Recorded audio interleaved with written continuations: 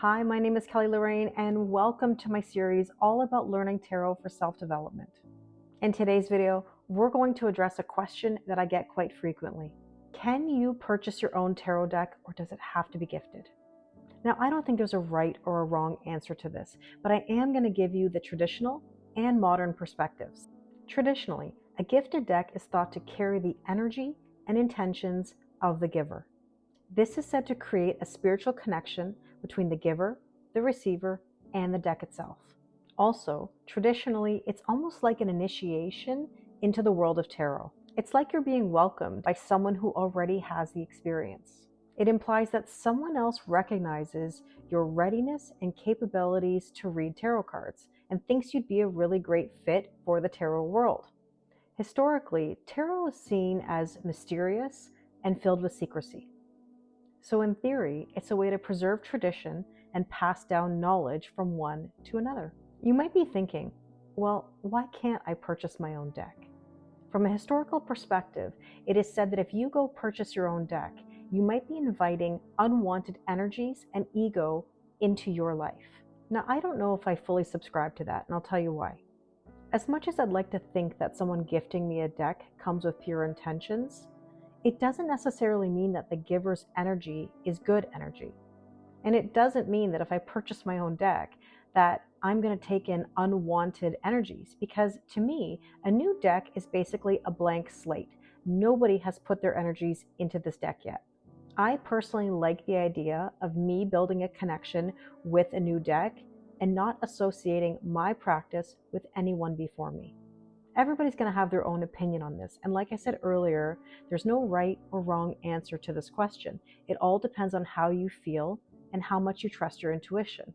It's amazing how many perspectives we can look at that are traditional, but really there's only one thing that a modern perspective says. Personal connection to a deck matters most. So if you're of the mindset to choose your own deck, let me give you some tips. I'm sure everybody has a different story about how they acquired their first tarot deck, whether it was gifted, whether it was purchased, or what made you choose a specific deck. The important thing is that you trust your intuition and simply just go with it. My first tip would be to explore a variety of decks. Of course, you're going to come across the traditional Rider-Waite-Smith deck. This is the standard of learning tarot, but that doesn't mean you have to use it as your first deck or to learn tarot. You're also going to come across more modern decks where they may follow some of the imagery of the Rider-Waite-Smith deck, but add a modern twist to it. For example, I have a Golden Girls deck. There's a Game of Thrones deck. There's a Friends deck. You might find any TV show, movie, or book theme in a tarot deck. The third style you might come across will be one that is very unique, meaning it may not even remotely follow the Rider-Waite-Smith. It may not have a modern twist to it. It just may have some very unique art or imagery that really appeals to you, and that's okay. My second tip for choosing a deck is to pick something that you connect with. I think it's really important to look at the imagery and the words that are on the cards. You want the deck to evoke a feeling within you. It should resonate with you emotionally and spiritually. For example, my first deck is The Wild Unknown by Kim Krans. I chose this deck because I was completely drawn to the art on the cards.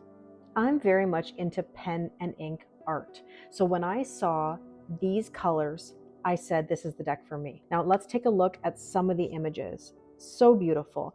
I love the black and white with the watercolor look or the brightness at times of certain images. I don't know, it's just the contrast for me that just feels really special. Do you like this deck? Have you come across it or have you used it? Kim Krans has some amazingly beautiful decks. Now, just because I like this deck doesn't mean that you have to like this deck. Again, all of these are personal opinions, and you can choose whichever one you are drawn to. My third tip for choosing a deck would be to read reviews online. Now, like I just said to you, it's up to you. You don't have to choose decks that other people like. However, you might find that some are more well-reviewed than others. Some may find decks easier to learn and others not so easy. So maybe by looking through the images and the reviews, you can come to a conclusion as to which ones are meant for you or which ones aren't, and that's okay. I really hope this video gave you some good information about how to choose a deck. Now I'm curious to know, did you purchase your first deck or was it gifted to you? How do you feel about purchasing your own deck? And if you purchased it, let me know why you chose the deck that you chose. As always, thank you so much for watching my video. I always appreciate a like, a comment, a subscribe. It really helps people find my videos. Thanks again for watching, and I'll see you next time.